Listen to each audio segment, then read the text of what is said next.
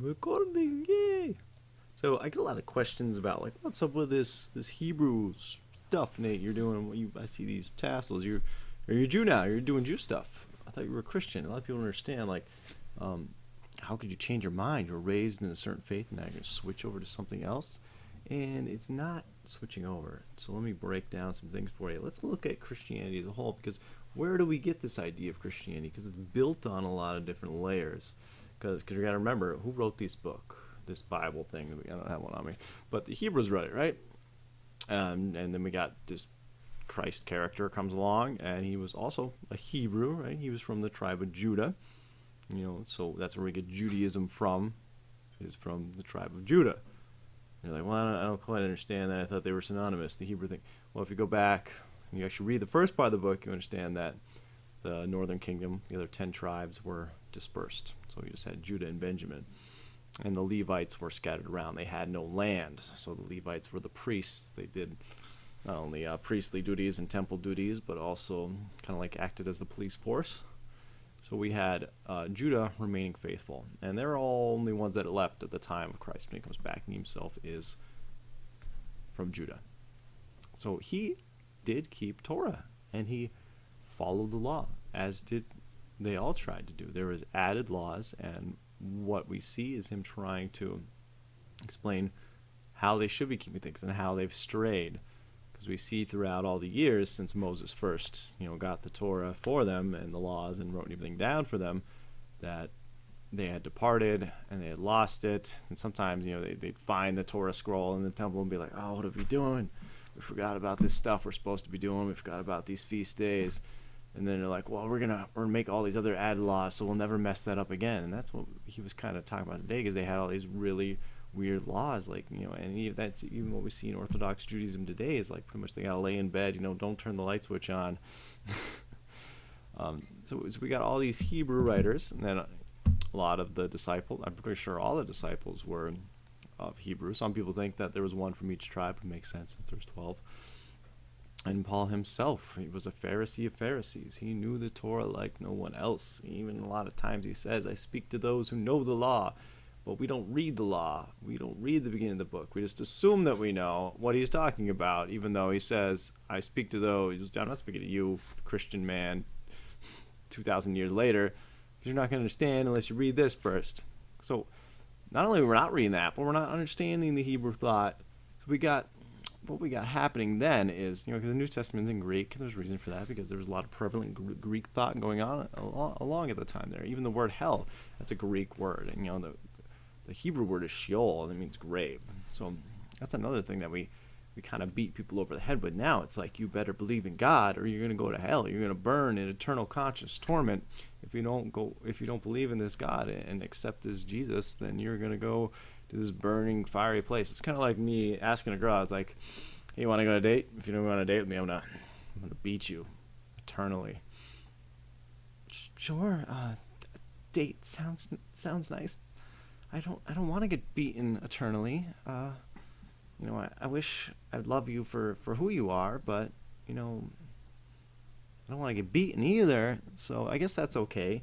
And that's kind of like, that's the twisted version of it, but that's why I got saved. Like, I just remember thinking like, man, I don't want to go to hell.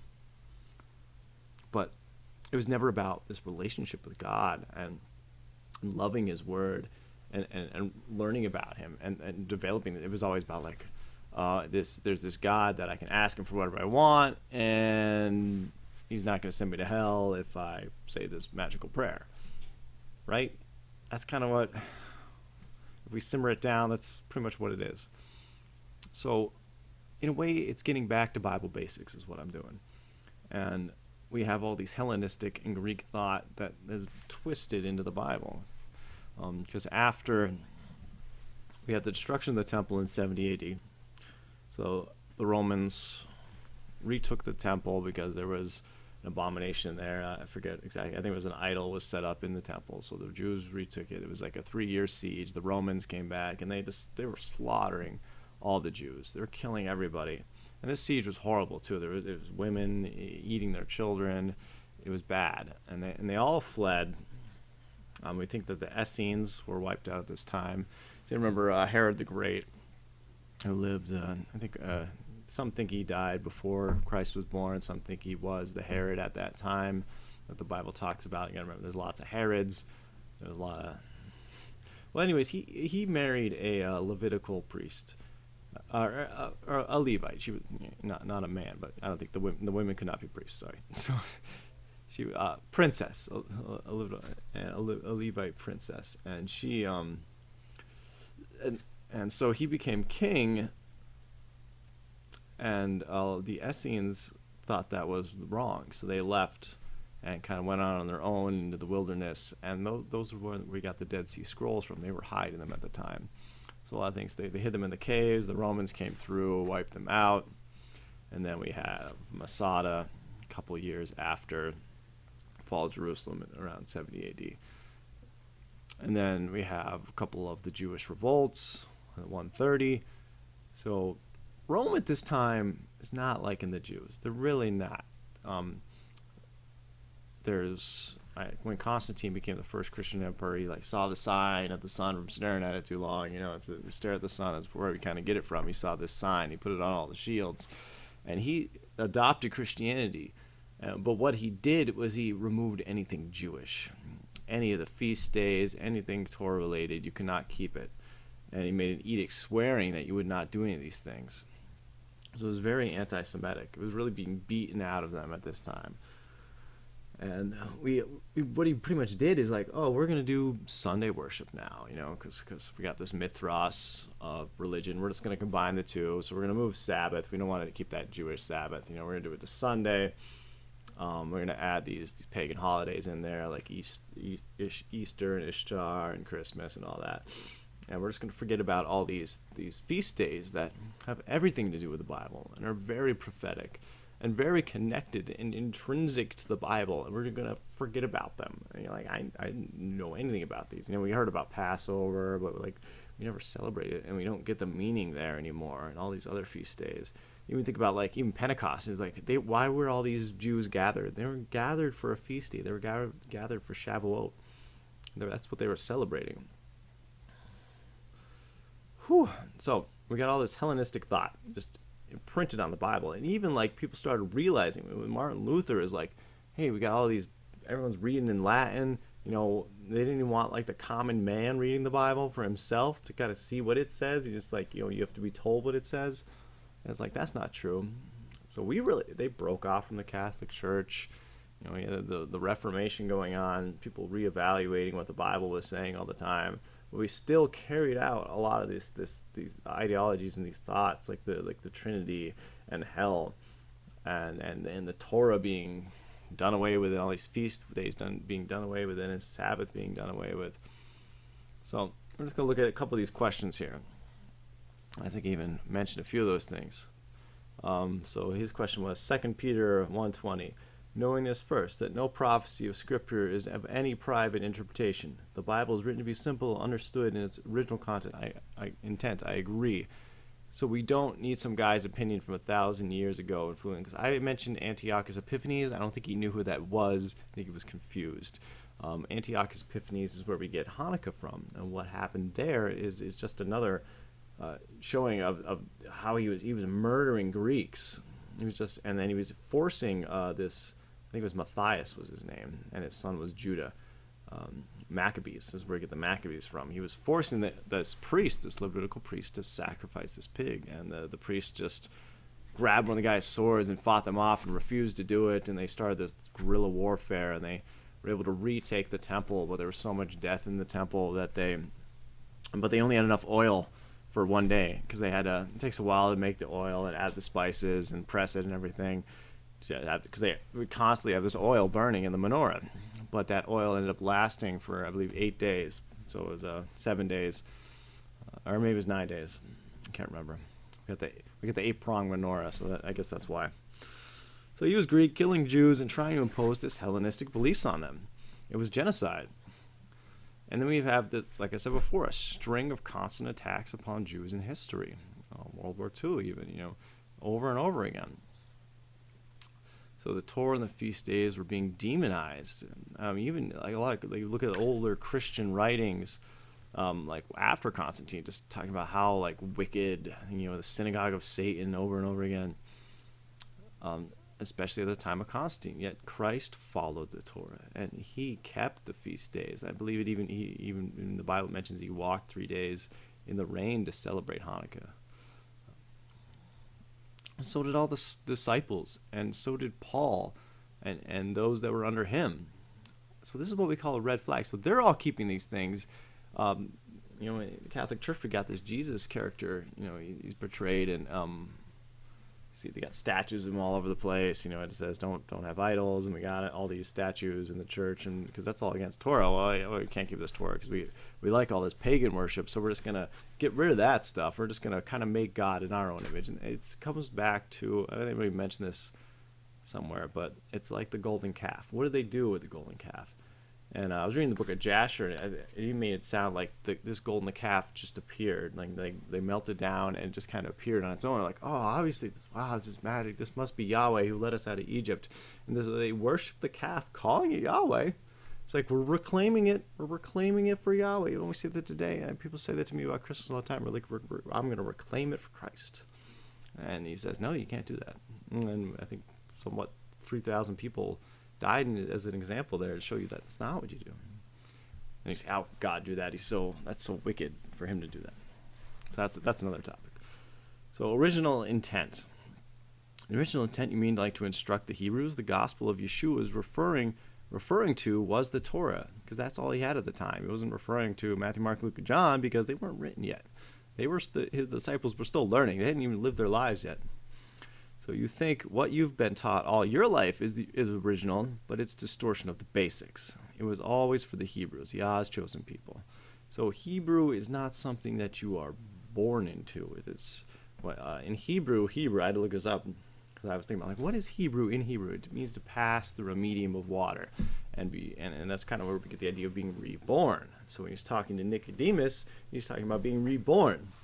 And he wouldn't be talking to him about something he would have no idea about it, because he's like, you don't know that you must be reborn.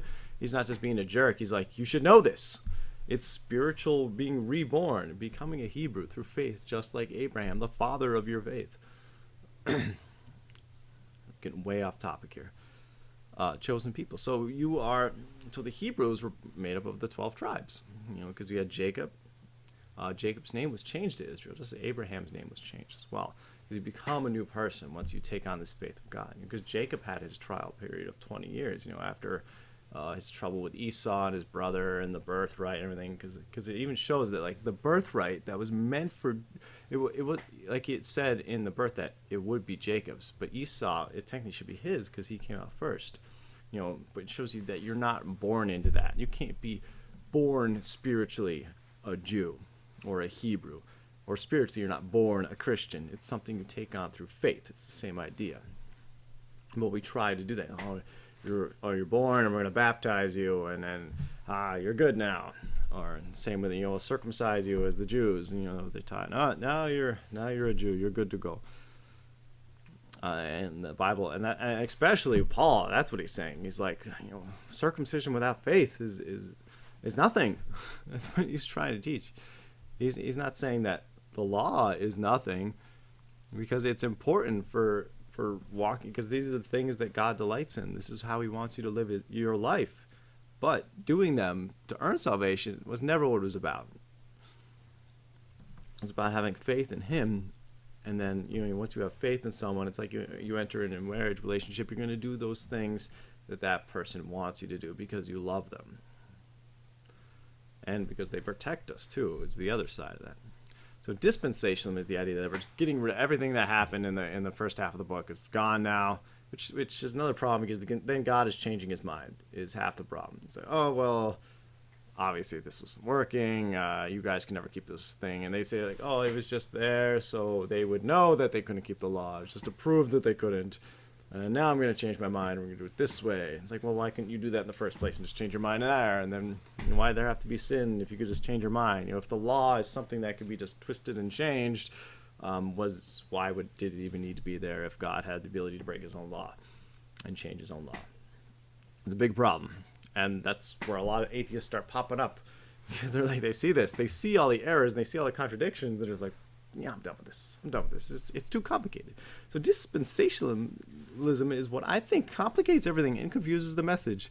We use the end of the book to try and understand the beginning, and it doesn't work that way, and it drives people from the churches because they can't understand the nature of God from a Hellenistic mindset that was imposed upon the scriptures. It's being twisted. That's what the devil does. He takes truth and he twists it. And he's like, oh, it's right there in the Bible, but we're just going to twist it a little bit. God's will did preserve his word, and the devil will try to twist it. So his next question, Hebrews 10:25. People like to talk about Hebrews, but they don't understand Hebrews. Because Hebrews is not about changing the law, it's about changing the priesthood. So we got to understand what the priesthood is and how it works before you can actually have a discussion about this with people. So not forsaking the assemblies of ourselves. So he was saying that, you could worship on any day, and that's true. He's saying the pastor of the local church gets to pick the day. They get to choose Sunday or Monday, Tuesday, etc. Sunday, Monday, Tuesday. The point is we need to assemble. The day doesn't matter.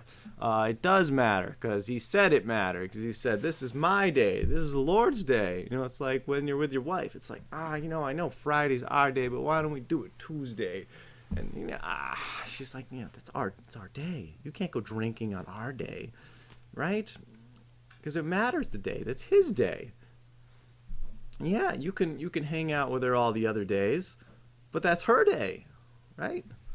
So man gets to make the laws now, is what I said. We get to change it. We didn't like Saturday because, feng shui wise, it works out better Sunday. The day God appointed doesn't matter. Of course you can meet any day, but what about his day? What about doing your labor on his day, setting it apart as we are to be set apart? Like the golden calf thing again, it's called Yahweh, he who brought us from Egypt. We should be careful we're not making the same mistake. We always make fun of the Jews, right? They're so easy to make fun of. Hindsight's 2020. Like, how those stupid Jews, they're messing up again. Look at this Abraham, guys. I was reading in Genesis throughout the past couple weeks about Abraham did the same thing with his wife, where he said it was his sister, and then his son Isaac did the same exact thing, and because he was afraid that the people would want her. It's like, oh, again, we do the same thing all the time. Question number 3, Matthew 3:9. John the Baptist, the most godly man on earth. I don't know why he is the most godly man on earth, but okay. I say unto you that God is able to raise up children for Abraham from these stones. As far as I can tell, there's no advantage of being of Jewish descent. So we covered that already. You were not born Jewish. You are not born a Hebrew. You're not born a Christian. Christians know they're not born Christians, but they think Jews are born Jewish. Not spiritually, no. So very good, I say. Anyone can become a Hebrew. It has nothing to do with being of Jewish descent. That means your whole basis of faith, Christ coming for the Gentiles, is wrong. He came for the lost sheep of Israel. He says so. The divorced northern kingdom. And that's a whole... we might not have time to get into the divorced kingdom and how that works, but you have to understand Hebrew law. Once you're divorced, you cannot return to your husband. He has to die for that law to be broken. So we have Christ coming, dying, presenting the new bridegroom because of this divorced northern kingdom that is still scattered today. And this northern kingdom is, like we said, it's a spiritual. So a lot of people think that the different tribes, the different countries we have today, they're spiritual entities. Like Ephraim would probably be America. Manasseh might be Britain. And we even have Edom, because we're talking about Jacob and Esau. And Esau created the Edomites, who God said who he hates because they live by the sword. And they're constantly trying to win over the birthright. They're constantly going over there and taking Israel, the land of promise. And they're trying to take it by force instead of by faith. And that's the problem. So we're not born into it. It's not something we can take by force. It's something we have to do through faith and through relationship and belief. So, next question, Colossians 2:16-17. We don't need to keep the feast or diets because they are a shadow of things to come, but the bodies of Christ. They are a shadow of things to come, which means we'll probably be doing them in the kingdom. Just hold on to that. So that's simple and intended to be plain and easy to understand. The feast did its job, and now it's over. He can't spell or talk, and neither can I, so that's all right. We get along. Shadow of things to come. Think about it. The feast and the holy days of Yah are a shadow of something bigger, a symbol of it, a symbol of Christ and his second coming. Why in the world will we not keep them? Right? He is literally telling you not to let the pagans judge you for keeping Yah's holy days and feasts and keeping his Torah. Like, I read this whole passage over, and that's exactly what it says. It says, don't let people judge you for doing what you're supposed to be doing. You know, if you're not keeping Christmas, a lot of people are going to judge you. They're like, why are you keeping these other days? You know, that's dumb. So it's not saying don't keep my holy days that are for me. Don't keep my Sabbath that's for me. Don't keep all these feast days that are very prophetic and are intrinsic to the faith. Don't keep those because they're just a shadow of I think there's like a shadow of the past, or there's a shadow of things to come. So I think it's all obvious that it's just so obvious. I don't even know what to say. It's so obvious. But the body of Christ. So we see that the is was added in Greek. So we have a lot of Greek bias going in. So they're like, oh, we're going to add a little couple things in here every once in a while. So it's the body of Christ.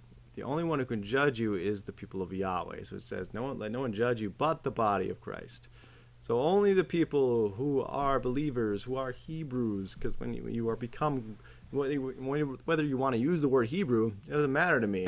It's just you are now the chosen people. In Hebrew, that's Amin. You are my people. So Goy is nation, or Goyim is nations, which would not be his people. That's kind of where we get the idea of the Edomites, not his people, and the Amin, Hebrew, my people, chosen people, set apart. So we can all become part of those people, reading the instructions, keeping the faith, right? And it's not about the works, not saying that, not at all.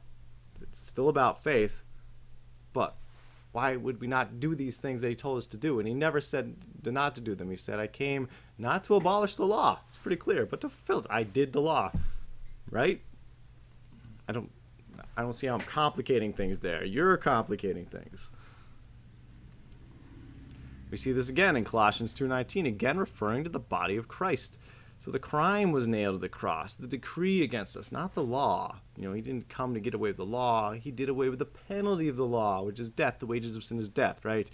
So that's the penalty of the law. It doesn't mean we throw the law away as well. And we'll be keeping the law in the millennial kingdom. We're not going to be raping, pillaging, and murdering people in the millennial kingdom in Zion. Use your brain. So the law was never against us. God wrote the law for us. David writes many psalms about how the law is great and he delights in it. It's not a burden. It is something to protect us and teaches us how to live our lives. It's the instructions. The decree of death was always upon us ever since we made the first sin, and the whole point of that was grace. Because we sinned, we can no longer be in God's presence. We see that all throughout the Bible. The more sin a people have, the more God has to depart from them. So it happened in the garden. He was walking amongst us, hand in hand. We could hear his footsteps. You know, he was there. Then once we sinned, we had to leave because we could no longer be in his presence. And what he did is he allowed us to die so we could become reborn as new creation, so we could once again live with him eternally. Because we didn't want to spend eternally apart from him. And he didn't want to spend eternity apart from us. That's why he did all of this. That's why he sent his son to die for us. Whew. I need some pizza. So death was upon us ever since the first sin in the garden. It's a matter of blessing and curses. Keeping the law doesn't save you, but it does bless you and allows Yah to draw closer to you, because that's what we all want. We're always like, all these atheists tell me, it's like, why doesn't God talk to me? Why are we so far away? Why is this God? Because he can't come, because all of the sin that's here has kept him away.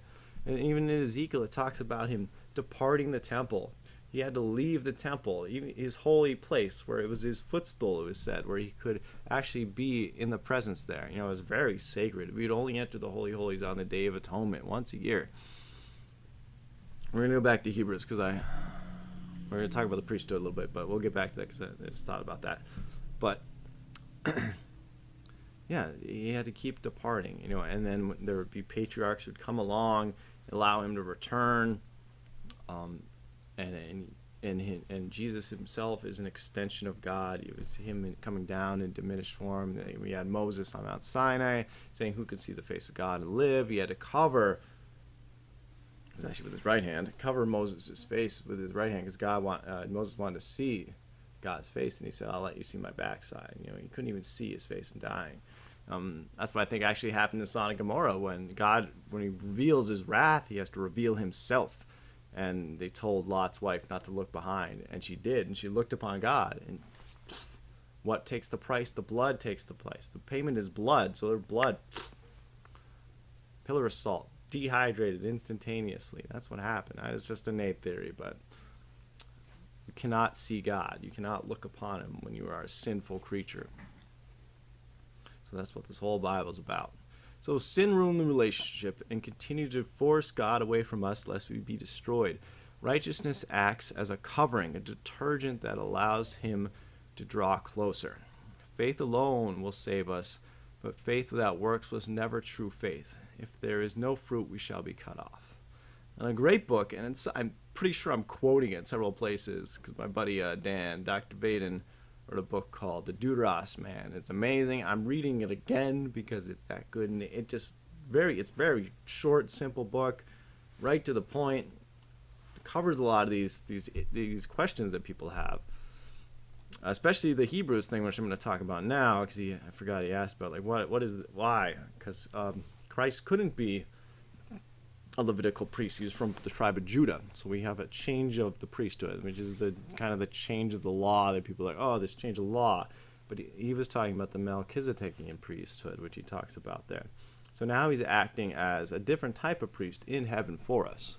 So we don't have the temple today. So that's all going on in heaven right now, and that's why we are now, because the veil was torn, we are allowed to enter into the Holy of Holies now. We are the priests, and literally.